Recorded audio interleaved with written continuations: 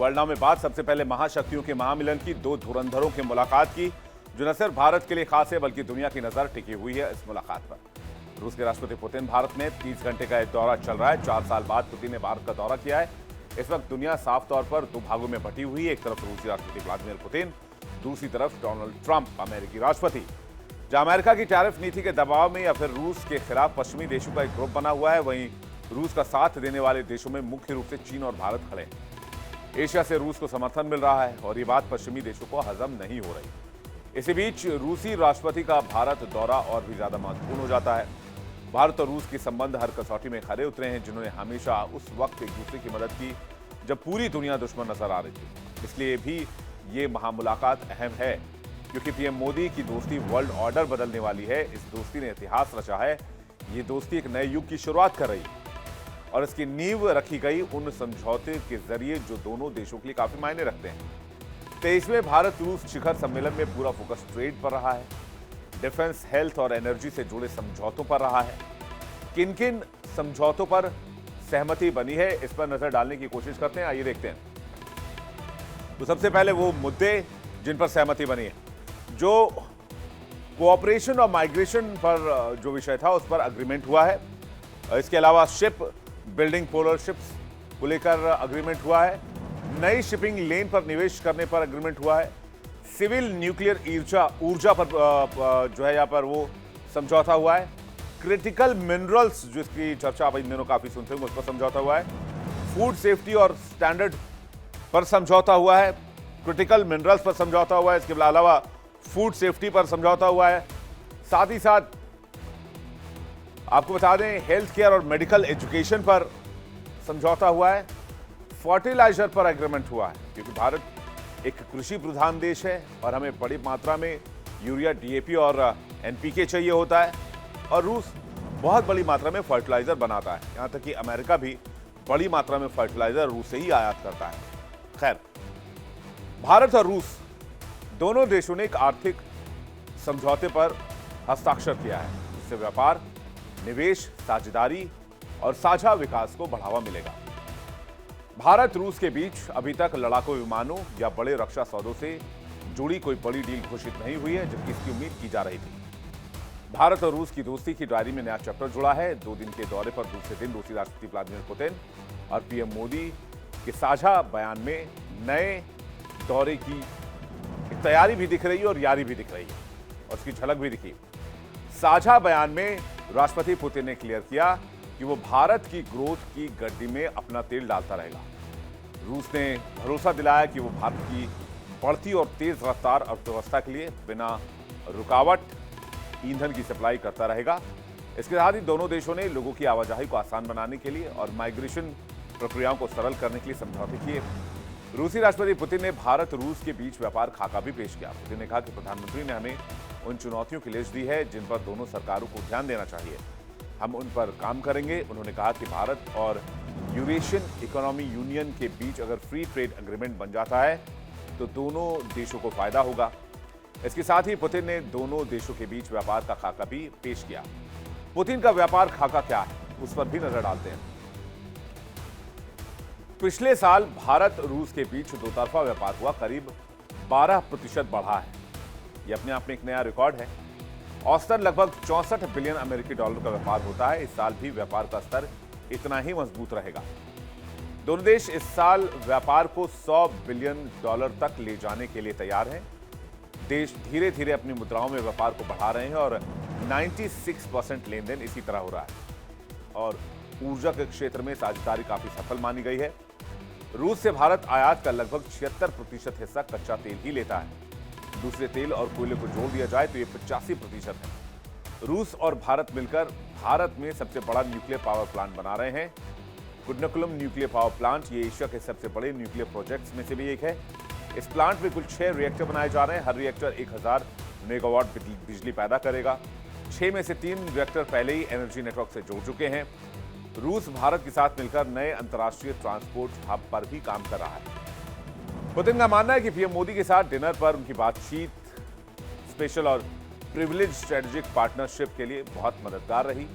PM Modi और Putin ने एक करीबी वर्किंग डायलॉग भी बनाया है। पुतिन का कहना है कि हम एससीओ समिट में इस दौरान मिले थे और हम खुद रूस भारत डायलॉग की देख रेख कर रहे हैं। पीएम मोदी ने भी पुतिन की इस यात्रा को अहम बताया। पीएम मोदी ने कहा कि पुतिन की यात्रा ऐसे समय में हो रही है जब हमारे द्विपक्षीय संबंध कई ऐतिहासिक माइलस्टोन से गुजर रहे हैं। उनके राष्ट्रपति रहने के दौरान ही साल 2000 में दोनों देशों के बीच रणनीतिक साझेदारी की शुरुआत हुई थी। मोदी ने कहा कि 25 साल पहले पुतिन ने पार्टनरशिप की नींव रखी थी, लेकिन पिछले 25 साल में पुतिन ने अपनी लीडरशिप से हमारे संबंध मजबूत किए हैं। पीएम मोदी ने कहा कि रूसी नागरिकों के लिए 30 दिन का टूरिस्ट वीजा जारी होगा। 23वें भारत रूस वार्षिक शिखर सम्मेलन के बाद पीएम मोदी ने कहा कि पिछले 8 दशकों में दुनिया ने कई उतार चढ़ाव देखे हैं। इंसानियत को कई तरह की चुनौतियों और मुश्किलों का सामना करना पड़ रहा है। इन सब के बीच भारत रूस की दोस्ती ध्रुव तारे की तरह हमेशा अडिग रही है और मजबूत बनी रही है।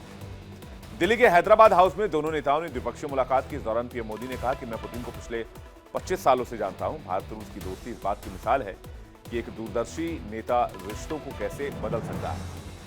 मोदी ने पुतिन की तारीफ करते हुए कहा कि उनके विजन और नेतृत्व ने भारत रूस संबंधों को मजबूत और भरोसेमंद बनाया है।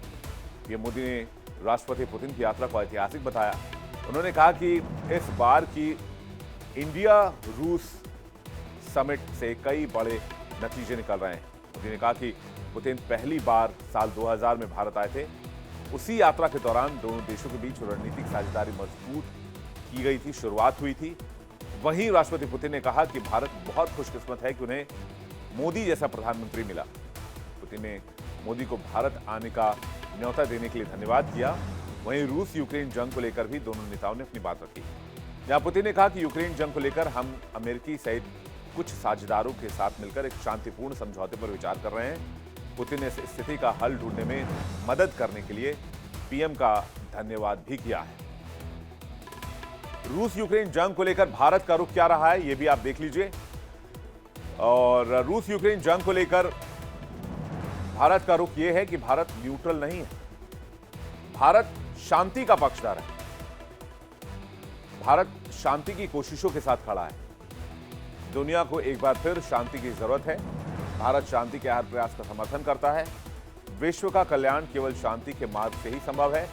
हमें मिलकर शांति के रास्ते तलाशने होंगे। इस जंग के थमने को लेकर दुनिया के तमाम देश पीएम मोदी की तरफ आशा भरी नजरों से देख रहे थे, क्योंकि पुतिन भले ही दुनिया के सामने सख्त रुख अपनाए, लेकिन दोस्त मोदी की बातें ध्यान से जरूर सुनते हैं और उसे समझते भी हैं। जंग के साथ साथ पीएम मोदी ने आतंकवाद को लेकर भी भारत का रुख साफ किया। राष्ट्रपति व्लादिमीर पुतिन और प्रधानमंत्री नरेंद्र मोदी ने ज्वाइंट प्रेस कॉन्फ्रेंस में आतंकवाद के खिलाफ एकजुटता दिखाने पर सहमति जताई। पीएम मोदी ने आतंकवाद फैलाने वाले पाकिस्तान पर निशाना साधते हुए कहा कि भारत और रूस लंबे समय से आतंकवाद के खिलाफ लड़ाई में कंधे से कंधा मिलाकर खड़े रहे हैं। चाहे पहलगाम में हुआ आतंकवादी हमला हो या क्रॉकस सिटी हॉल पर हुआ कायरतापूर्ण हमला, इन सभी घटनाओं की जड़ एक ही है और उसका नाम है आतंकवाद। इससे पहले राष्ट्रपति भवन में रूसी राष्ट्रपति पुतिन का भव्य स्वागत किया। तस्वीरें आपको दिखा रहे हैं, देखिए यहां गार्ड ऑफ ऑनर दिया गया और 21 तोपों की सलामी राष्ट्रपति पुतिन को दी गई। तस्वीर आप देखिए जो इस वक्त हम आपको दिखा रहे हैं, और जरा फुल स्क्रीन की तस्वीर हम आपको दिखाते हैं किस तरह से 21 तोपों की सलामी आज राष्ट्रपति पुतिन को दी गई।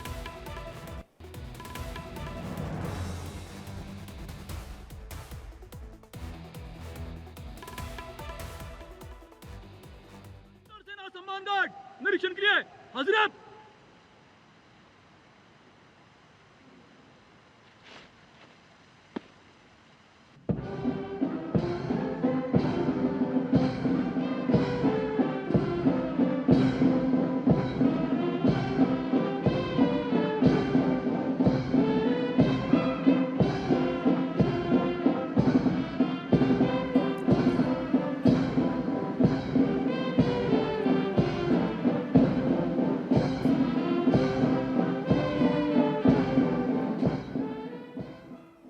पुतिन को 21 तोपों की सलामी के साथ गार्ड ऑफ ऑनर दिया गया। इस दौरान राष्ट्रपति द्रौपदी मुर्मू और पीएम मोदी भी मौजूद रहे। इसके बाद राष्ट्रपति पुतिन राजघाट पहुंचे, जहां उन्होंने राष्ट्रपिता महात्मा गांधी को नमन किया।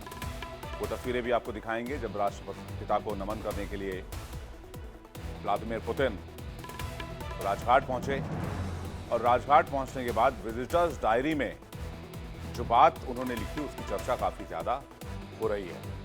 जब रूसी राष्ट्रपति दिल्ली के पालम एयरपोर्ट पहुंचे थे तो दुनिया ने दोस्ती की नई तस्वीर देखी, एक नई लकीर देखी। रेड कार्पेट के जरिए राष्ट्रपति पुतिन का स्वागत हुआ। पीएम मोदी प्रोटोकॉल तोड़ के खुद उन्हें रिसीव करने पहुंचे। पीएम मोदी ने एयरपोर्ट पर उनका गले लगाकर बेहद गर्मजोशी के साथ स्वागत किया और पुतिन का पारंपरिक अंदाज में स्वागत हुआ। उसके बाद दोनों नेता एक ही कार में पीएम आवास पर पहुंचे और ये कार न तो यूरोपीय कार थी और न ही अमेरिकी कार थी, ये एक एशियाई कार थी।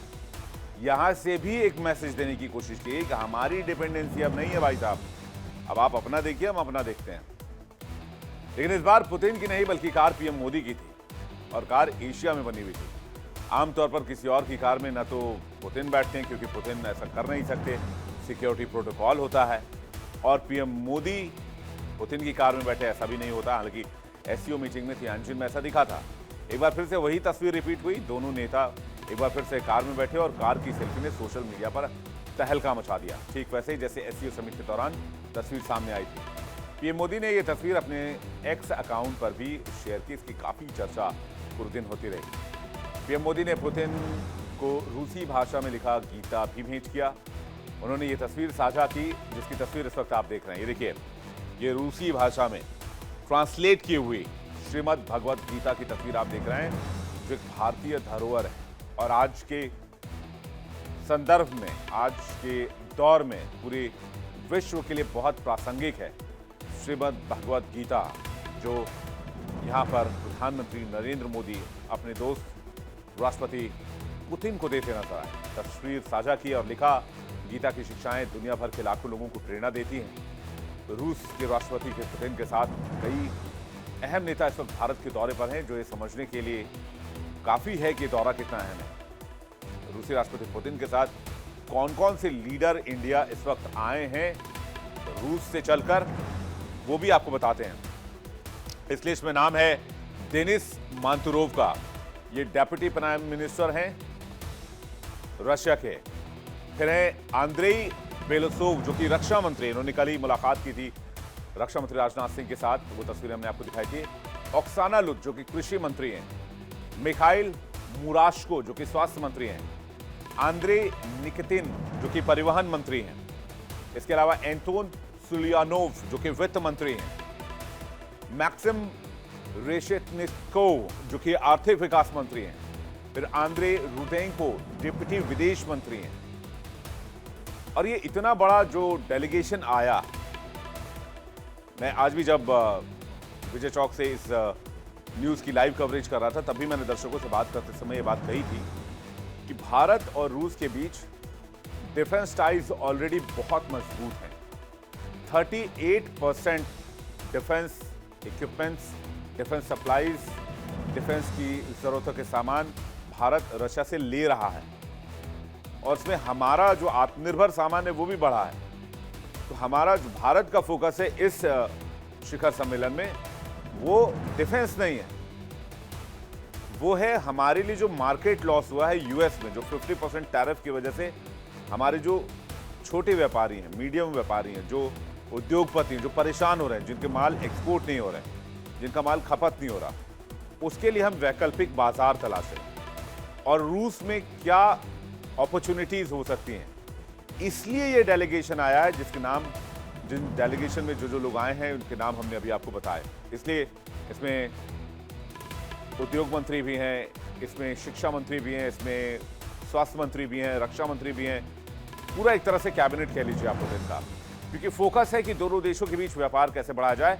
$64 बिलियन का व्यापार होता है भारत और रूस के बीच में। भारत एक्सपोर्ट सिर्फ $5 बिलियन करता है, लेकिन इंपोर्ट $59 बिलियन करता है।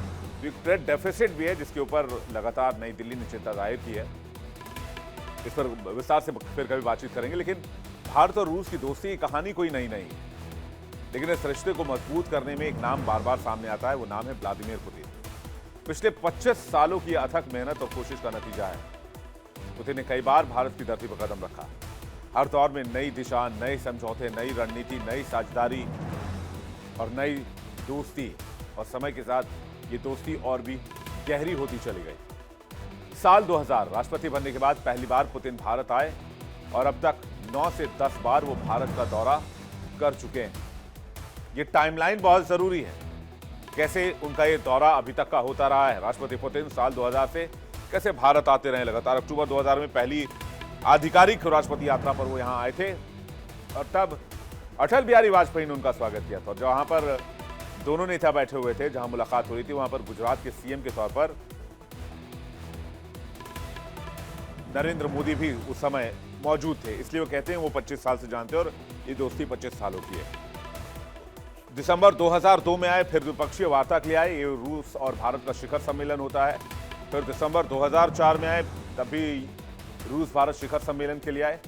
जनवरी 2007 में आए, गणतंत्र दिवस 2007 के मुख्य अतिथि बने। परमाणु ऊर्जा सहयोग पर समझौता हुआ। फिर दिसंबर 2009 में आए, फिर भारत रूस शिखर वार्ता के लिए आए। मार्च 2010 में आए थे 14वां भारत रूस शिखर सम्मेलन के लिए। उस वक्त ये शिखर सम्मेलन मार्च में आयोजित किया गया था। फिर दिसंबर 2012 में आए रक्षा ऊर्जा वार्ता के लिए। दिसंबर 2014 में आए 14वां भारत रूस शिखर सम्मेलन। अक्टूबर 2018 में 19वीं भारत रूस शिखर सम्मेलन में आए। फिर दिसंबर 2021 में आए 21वीं भारत रूस वार्षिक शिखर सम्मेलन में। और अब जो मौजूदा दौरा चल रहा है वो भी भारत रूस वार्षिक शिखर सम्मेलन है, जिसमें रूसी राष्ट्रपति पुतिन हिस्सा लेने के लिए पहुंचे हैं। साल 2000 में ही भारत रूस ने स्ट्रेटेजिक पार्टनरशिप को special and privileged strategic partnership का दर्जा दे दिया था, जिसकी नींव पुतिन की पहली यात्रा में पड़ी। और तब ये देखिए, प्रधानमंत्री उस वक्त अटल बिहारी वाजपेयी और तत्कालीन गुजरात के सीएम नरेंद्र मोदी वहां पर खड़े हैं। ये फाइल विजुअल है, साल 2000 की तस्वीर।